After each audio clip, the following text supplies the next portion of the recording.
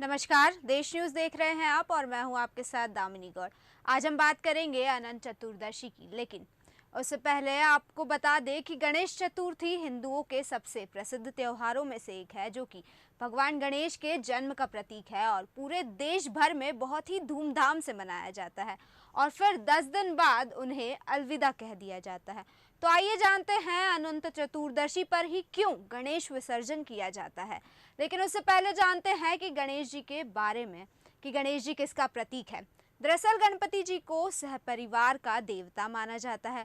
प्रत्येक कार्य में पहले उनका पूजन इसलिए किया जाता है क्योंकि गणपति विघ्न विनाशक है और उनके पूजन से कार्य निर्विघ्न पूरे हो जाते हैं। भगवान श्री गणेश सभी देवों में प्रथम पूज्य है। शिव के गणों के अध्यक्ष होने के कारण इन्हें गणेश और गणाध्यक्ष भी कहा जाता है।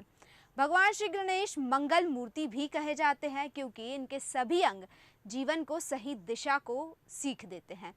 तो भगवान श्री गणेश स्वयं तो ज्ञान और बुद्धि के प्रतीक है, लेकिन आपको बताते हैं कि भगवान गणेश का हर अंग भी अपने आप में कुछ न कुछ दर्शाता है। उनका हर अंग अपने आप में ज्ञान की पाठशाला है। जैसे कि गणेश जी का मस्तक काफी बड़ा है।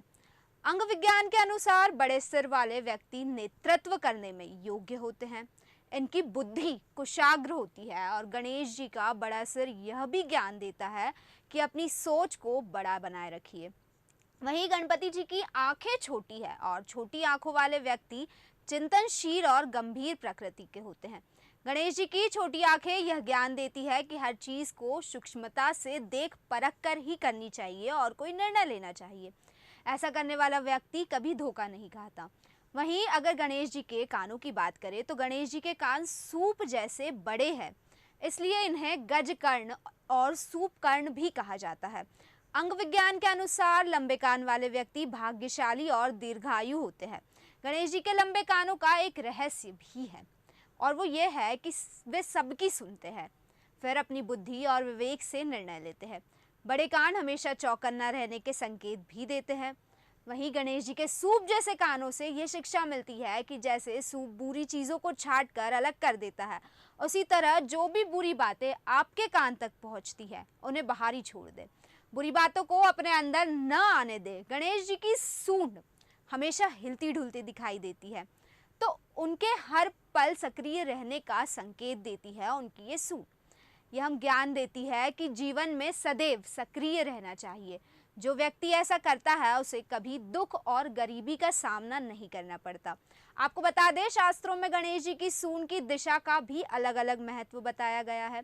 मान्यता है कि जो व्यक्ति सुख समृद्धि चाहते हो उन्हें दाई और सूंड वाले गणेश जी की पूजा करना चाहिए और शत्रु को परास्त करने एवं ऐश्वर्य को पाने के लिए बाई और मुड़ी सूंड वाले गणेश जी की पूजा करना लाभदायक होती है।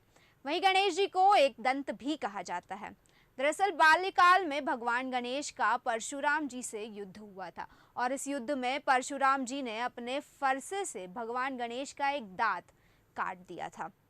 इस समय से ही गणेश जी एक दंत कहलाने लगे। गणेश जी ने अपने टूटे हुए दांत को लेखनी बना लिया और इससे पूरा महाभारत ग्रंथ लिख डाला। ये गणेश जी की बुद्धिमत्ता का भी परिचय है। गणेश जी अपने टूटे हुए दांत से यह सीख देते हैं कि चीज़ों का सदुपयोग किस प्रकार किया जाना चाहिए। तो भाद्रपद के शुक्ल पक्ष की चतुर्दशी के दिन लोग बड़े ही हर्षोल्लास के साथ गणेश जी की मूर्ति का अपने घर में स्थापना करते हैं और पूरी श्रद्धा और भक्ति भाव से उनका पूजन करते हैं और करीब 10 दिनों तक गणेश उत्सव का ये पर्व चलता है।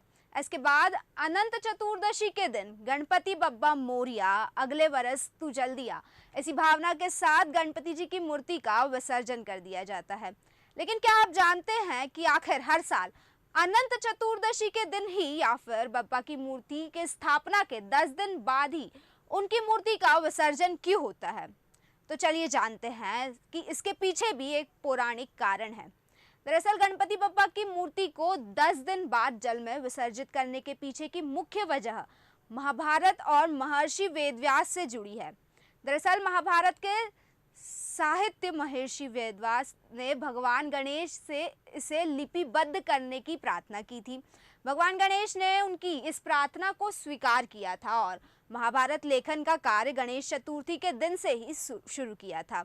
यद्यपि भगवान गणेश ने महर्षि वेदव्यास की प्रार्थना को मान लिया था, लेकिन उन्होंने महाभारत को लिपिबद्ध करने के लिए एक शर्त रखी थी कि मैं जब भी लिखना प्रारंभ करूंगा तो कलम रोकूंगा नहीं।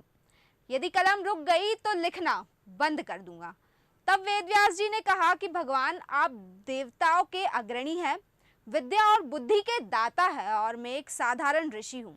यदि किसी श्लोक में मुझसे गलती हो जाए तो आप उस श्लोक को ठीक कर उसे लिपिबद्ध करें। गणपति जी ने सहमति दी और फिर दिन रात लेखन कार्य प्रारंभ हुआ। और इस कारण गणेश जी को थकान तो होनी ही थी, लेकिन उन्हें पानी पीना भी वर्जित था। अतः गणपति जी के शरीर का तापमान बढ़े नहीं, इसलिए वेदव्यास ने उनके शरीर पर मिट्टी का लेप किया और भाद्रपद शुक्ल चतुर्थी को गणेश जी की पूजा की, जिसके बाद महाभारत लेखन का कार्य शुरू हुआ और इसे पूरा होने में करीबन 10 दिन लग गए। और जिस दिन गणेश जी ने महाभारत लेखन का कार्य पूरा किया उस दिन अनंत चतुर्दशी थी।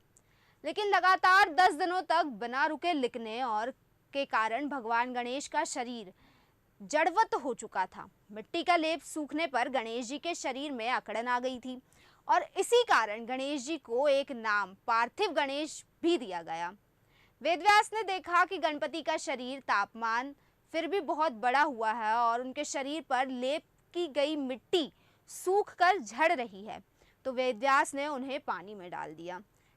इन 10 दिनों में वेदव्यास ने गणेश जी को खाने के लिए विभिन्न पदार्थ दिए और यही कारण है कि गणपति स्थापना 10 दिन के लिए की जाती है और फिर 10 दिनों के बाद अनंत चतुर्दशी पर प्रतिमा का विसर्जन कर दिया जाता है। और गणेश विसर्जन इसी भावना के साथ करते हैं कि अगले बरस गणपति बप्पा फिर लौटेंगे, वो फिर लौटे और हमारे जीवन में सुख समृद्धि लाए और हमारे सारे विघ्नों को दूर करे। इसी आशा के साथ मैं दामिनी लेती हूँ आपसे इजाज़त। बने रहिए देश न्यूज़ के साथ। नमस्कार।